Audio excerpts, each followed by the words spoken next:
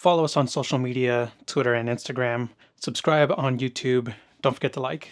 Cleaner, starring Daisy Ridley. I've been hearing people describe it as a knockoff version of Die Hard. And I would say, yeah, I guess that's true. It's like Die Hard, but British and very bad. And this sucks because, oh, God, I remember seeing Daisy Ridley in this movie. I think it was called Murder on the Orient Express or something about it's kind of like Clue on a train. And she was really good in that film. So it's like, I know people got hung up on her with the whole Star Wars situation, and it is a stain on her career. And I'm really hoping for her to have a moment of redemption, because that Murder on the Orient Express or whatever, the Clue on the Train film she was in was really good. I actually really enjoyed that film. But this movie, Cleaner, I feel like is a step backwards for her. And God, I wish she just had a break, Because Daisy Ridley, let me tell you, she's had some based moments, okay? Like at the MTV Movie Awards in 2016 of acknowledging some basic biology about gender. It feels especially amazing to be part of a film that represents people of all genders, two genders. And not only that, but I mean, it's not, if it's just me, guys, I wouldn't mind it at all, because give me a shot at Daisy, please. She is cheeked up, okay? Caked up. Give me a break, all right? Whew! I feel like SpongeBob when I saw her in that women's health magazine. I don't need it. I don't need it. I don't need it.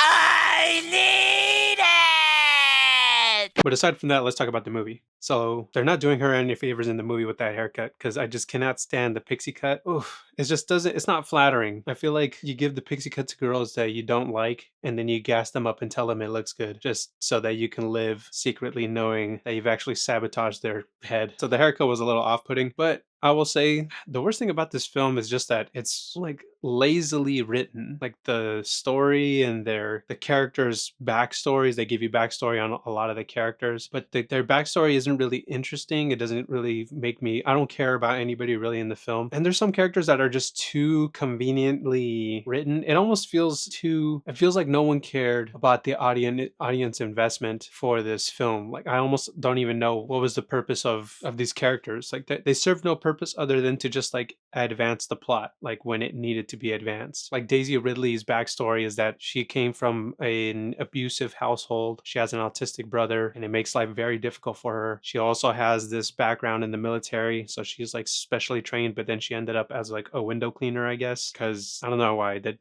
that part doesn't really make sense. But and then there was some like Avengers references in the film, and I was just like, ugh, I'm so tired of hearing about Marvel and the Avengers. And it's just like, I know it's supposed to be like a pop culture thing, but I hate it. Like just having to hear anything Marvel, Avengers, whatever related, it just is, can we just bury Marvel for a decade, let it slumber like a bear during winter, and then once it's been hibernated, bring it back to life with something fresh? I feel like we just need to just drop Marvel and forget it ever existed for a good couple of years. Like they just need to sit on it for a while. Anyways, let's move on to our antagonists of the film, which there are so many. We have basically the corporate guys. These are like your cartoonishly bad corporate villains in a movie, and they don't really do anything villainous. They're kind of almost victimized in the film, but not really. It's like they serve as a plot for the other antagonists, and these other antagonists are like these climate change terrorists basically. And that part was actually kind of interesting, what they did with these climate terrorists. I'll give you details on that in just a moment after this 10-second commercial break. The Stars and Stripes Freedom Deck ships exclusively in the United States. Available on eBay and Etsy, link in the description below.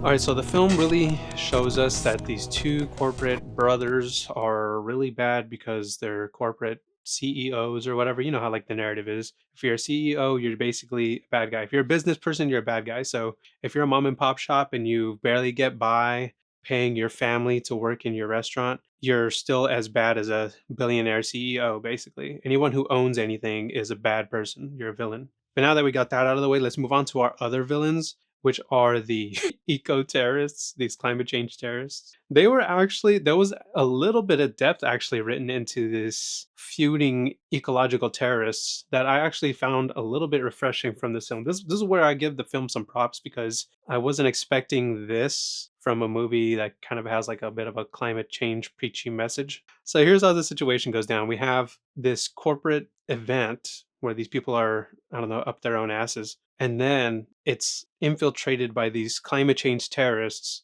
And the climate change terrorists take over the whole party, and their plan is basically to expose them by hacking their corporate secrets and airing it out on the internet. That's the plan. And we have this leader in charge who's like a very well-known climate change public figure, and he's known for being non-violent, I guess you could say. He's violent, but there's like non-violent. They claim he's non-violent because he doesn't kill people, but he still makes people's lives miserable. So because he doesn't kill people, he's like not that bad of a guy, even though he's like ruining other people's lives other than just like the corporate people. He's just like a pain in the ass to society. And then we get someone who's even more extreme than him, who happens to be Daisy Ridley's coworker in the film. And this guy is also in on the plot, but he is like an anti-humanist activist. So he just wants to basically destroy the human race. He just thinks like we as a species need to be extinct, or we need to take ourselves out. So he basically throws a coup and takes over the climate change terrorist plan.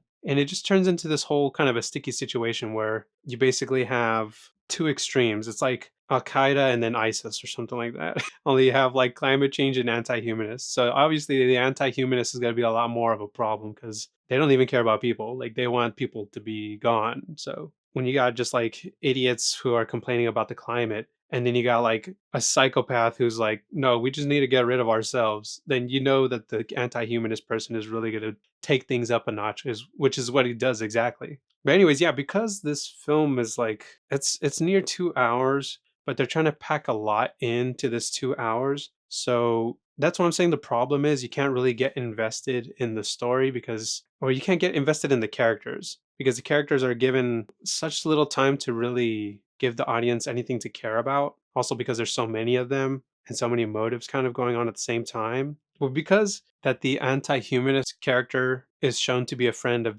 the Daisy Ridley character, as the plan is unfolding and Daisy is witnessing it, and they need to obviously increase the stakes, so they have her in conflict with her friend, or this person who she thought was her friend. And it definitely does kind of raise the stakes a little bit as far as the situation he puts her in, because with the police basically trying to infiltrate this corporate event, obviously they're in the outside, so they don't really know what's going on for the first hour. But then this guy, the anti humanist, uses Daisy Ridley as a distraction for the police. And he kind of forces her to put herself in a situation where the police begin to suspect her as the terrorist in the whole situation. But it's crazy because when she sets herself up, knowing that she's setting herself up for the police to then she's becoming the distraction. The police chief involved in this terrorist case, she immediately does like not suspect Daisy Ridley's character of being involved in the plot, involved in the terrorist plot. She's like,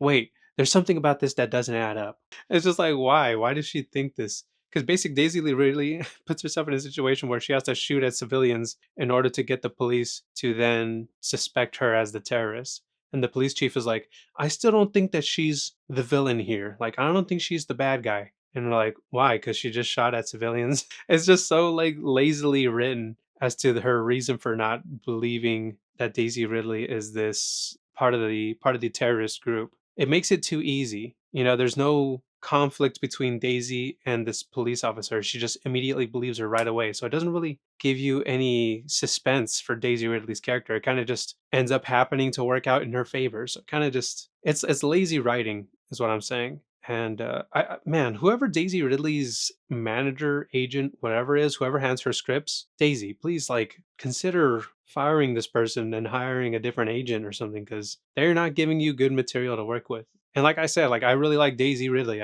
Dear God, bring her to the States and give me a chance. One date, please. Just come on, help a guy out. All right, I'm just a regular guy. Lana Ray hooked up with the alligator tour guide. Okay, can Daisy Ridley come out here and date a multimedia designer? Okay. I'll say another cool thing about this film though with Daisy Ridley was she did use a little bit of jujitsu in one of the fight scenes. I was like, wow, that's cool. That's actually kind of impressive. She's got a little bit of grappling down. I'd like to, get around in with her, roll, do a 5-minute roll sesh, that's what I'm saying. I'm not just saying it because, I'm have a little bit of a schoolboy crush or anything like that. I'm just saying for athletic purposes. Yeah, I don't know. Anyways, guys, this movie sucked. Daisy Ridley deserves better.